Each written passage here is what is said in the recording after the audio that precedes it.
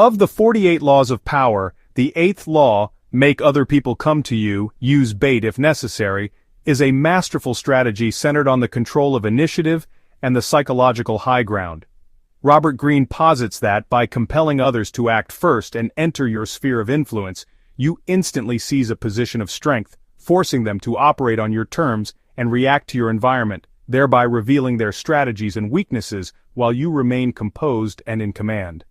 This tactical lure is achieved through the deliberate deployment of irresistible bait, carefully crafted to appeal to the target's specific desires, greed, or self-interest, making the approach seem like their own idea. Whether it's the allure of a profitable deal, the temptation of a perceived vulnerability, or the charm of an exclusive opportunity, the bait masks your true objective: to dictate the tempo, frame the conflict, and conserve your energy.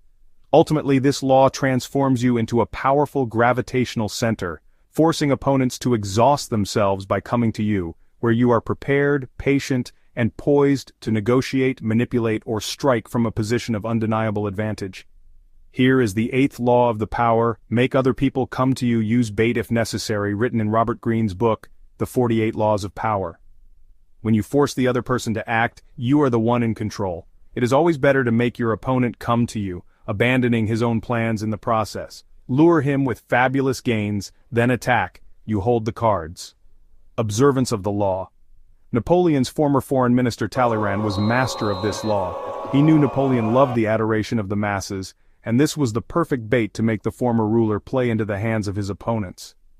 In 1814, Napoleon was banished to a small island called Elba near Italy. Here he was given information that France would embrace him again if he escaped. From Elba he was able to escape and march back into Paris with a small army. The people bowed to him and soldiers changed sides to join him. The statesman who had taken over his empire fled. Talleyrand watched as his plan unfolded. Napoleon ruled France again for 100 days, but the country was bankrupt and could not sustain Napoleon's wars any longer. Napoleon was recaptured at the Battle of Waterloo and exiled to the barren island St. Helena off the west coast of Africa. This was a much further place with no chance of escape, and was more to Talleyrand's liking. Wisdom in a nutshell. For negotiations and meetings, it is wise to lure others into your territory or a territory of your choice. Once someone suspects you are manipulating him, it will be harder to control him. Making him come to you gives the illusion he is in control. Most often, the effective action is to stay back, keep calm, and let others be frustrated by the traps you set for them.